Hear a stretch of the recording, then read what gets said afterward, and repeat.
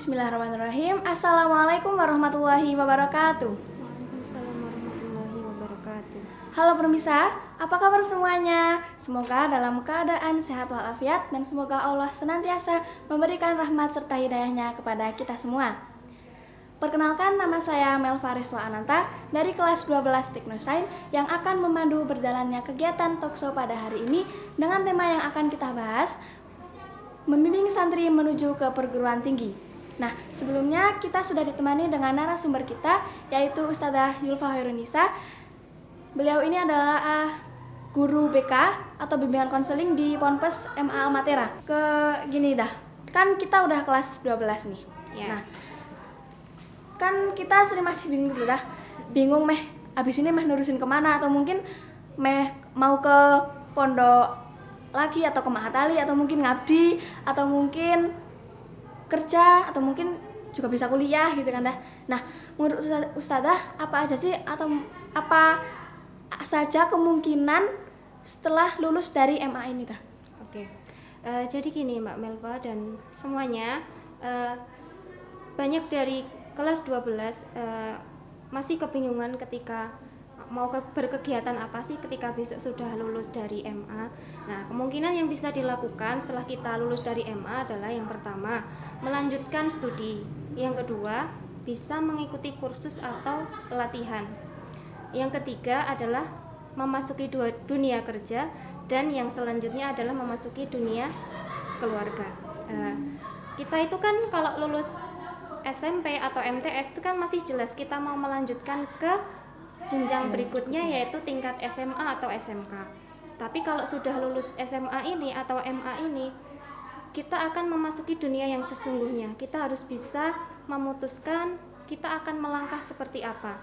Ataukah kita akan melanjutkan kuliah atau studi lagi, ataukah mondok lagi.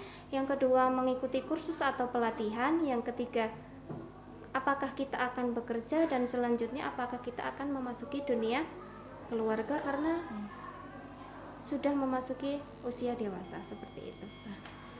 Oke.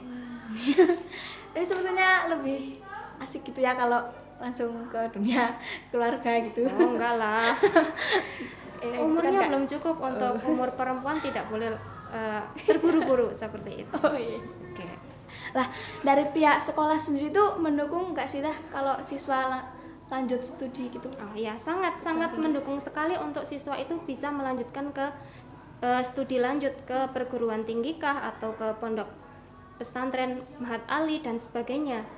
Karena salah satu tolak ukur tingkat SMA keberhasilan sekolah itu adalah banyak siswa yang melanjutkan ke perguruan tinggi dan sejenisnya. Kalau sekolah kejuruan kan dikhususkan untuk bisa memasuki dunia langsung dunia kerja, tapi untuk tingkat SMA atau MA ini diharapkan siswa-siswanya setelah lulus adalah melanjutkan ke perguruan tinggi. Seperti itu. Nah, terus gimana langkah-langkah Ustadzah dalam membimbing siswa atau santri? Oke. Karena kelas 12 ini masih sangat bingung sekali gimana sih dunia kuliah itu, atau bagaimana perbedaannya antara sekolah dengan kuliah. Maka dari itu sesuai dengan rencana pelaksanaan layanan yang sudah disusun, biasanya kami dari guru BK biasanya memberikan layanan bimbingan klasikal terkait pengetahuan tentang perguruan tinggi. Jadi siswa-siswa itu harus tahu dulu apa sih itu universitas, bedanya universitas, akademi, politeknik, dan sekolah tinggi. Kan ada macam-macam di perguruan tinggi itu, ada yang pertama universitas, yang kedua akademi, yang ketiga sekolah tinggi, ada politeknik juga. Jadi diberi pengetahuan dulu perbedaan antara masing-masing macam-macam perguruan tinggi itu. Nah, setelah itu kami memberikan bagaimana sih tips-tips supaya kita tepat dalam memilih program studi dalam perguruan tinggi. Nah, setelah diberikan layanan bimbingan klasikal terkait perguruan tinggi, nanti kami memberi kesempatan kepada siswa-siswa supaya mencari tahu informasi sebanyak-banyaknya tentang program studi di perguruan tinggi. Kami beri kesempatan untuk searching di lab komputer supaya mereka bisa berleluasa dalam mencari informasi sesuai dengan keinginannya sendiri. Biasanya kami sudah menyuruh siswa untuk memberikan mencari informasi sendiri terkait dengan apa program studi yang diinginkan, apa peluang kerjanya besok, kemudian kompetensi apa saja yang harus dikuasai dan lain sebagainya. Oke, setelah menemukan program studi yang diminati, kemudian mana sih kampus yang pengen dituju sesuai dengan program studi yang dipilih itu, mana saja kampus yang ada prodi yang sudah diminati itu. Setelah tahu kampus mana yang akan dituju, baru harus memahami jalur masuk di kampus itu apa saja.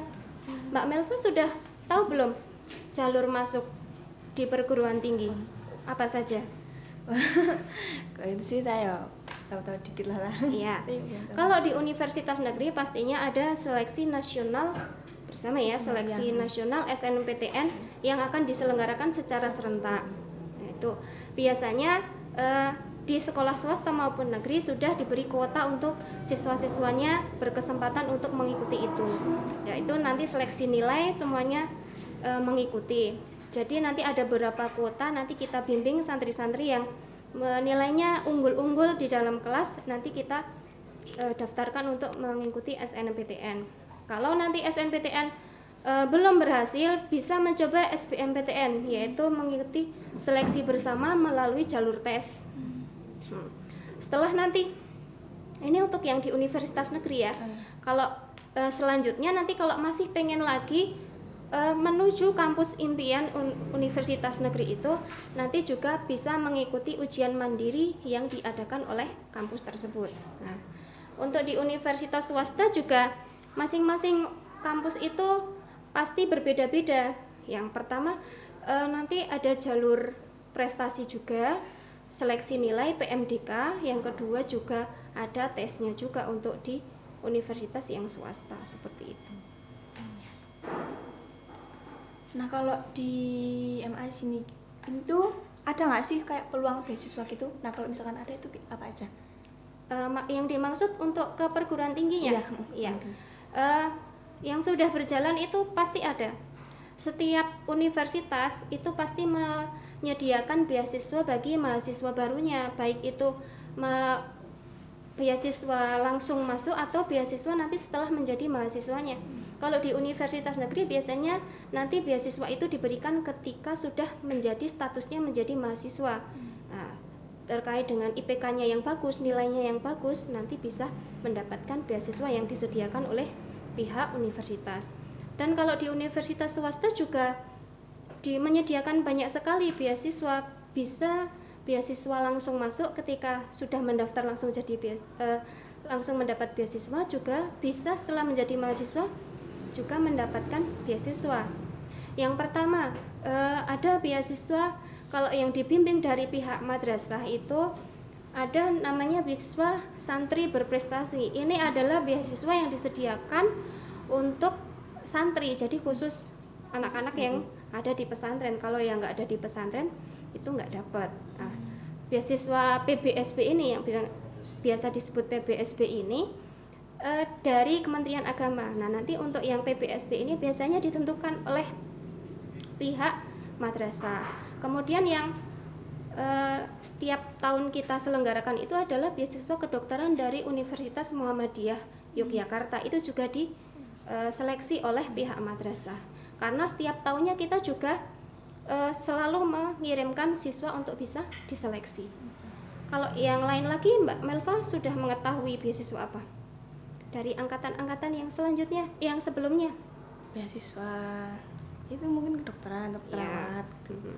Nah, kalau di universitas swasta ya, di universitas kita, Universitas Muhammadiyah itu banyak sekali beasiswa yang yang disediakan, kayak beasiswa kader ketika kita aktif dalam Orto Muhammadiyah, misalkan IPM, HW, TS, itu sangat memungkinkan kita bisa menggunakan itu untuk bisa mendaftar beasiswa kader, beasiswa prestasi, beasiswa tahfidul Quran.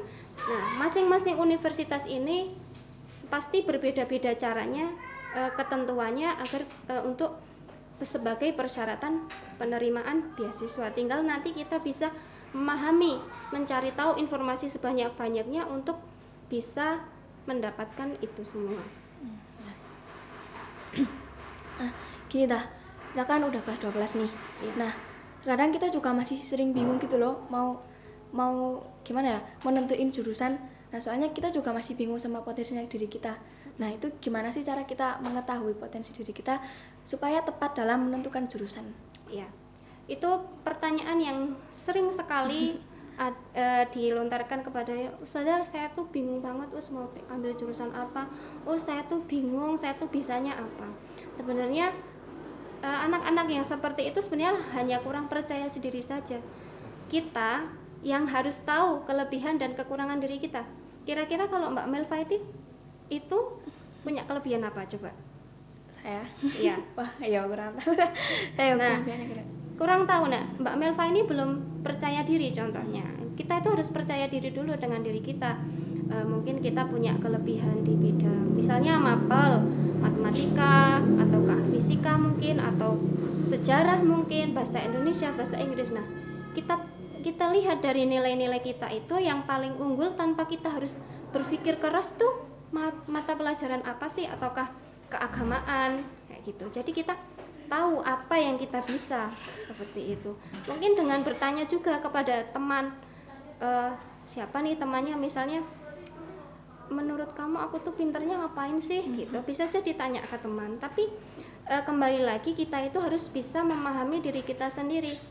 Kelebihanku tuh di mana sih, wong kita saja nggak tahu kelebihan kita, apalagi orang lain. Nah, begitu kita harus percaya diri dengan apa yang kita bisa, kelebihan kita.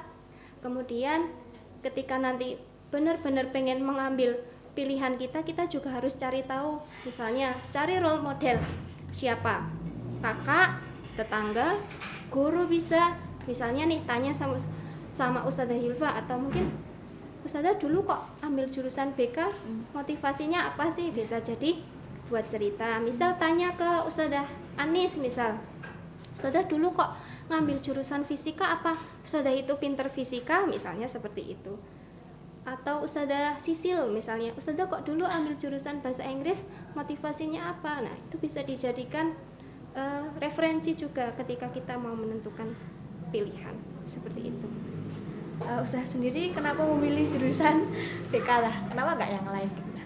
Oke, karena yang pertama kalau jurusan kenapa saya ngambil jurusan BK itu, yang cita-cita saya dari dulu adalah menjadi seorang guru. Entah itu guru apa saja, yang penting jadi seorang guru gitu. Karena waktu itu saya pengen kuliah yang dekat, jaraknya dekat dari rumah, maka saya kampus yang saya tuju itu menyediakan pendidikan BK dan pendidikan agama Islam untuk yang jenjang tingkat tinggi ya. Nah, kemudian ya sudahlah, saya ambil saja itu BK, padahal waktu itu juga belum ada pikiran pengen jadi guru BK juga enggak.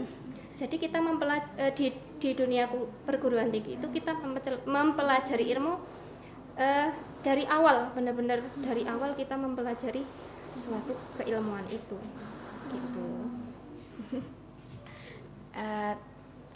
Terus pesan buat santri sini itu apa tah? Cari Ustazah,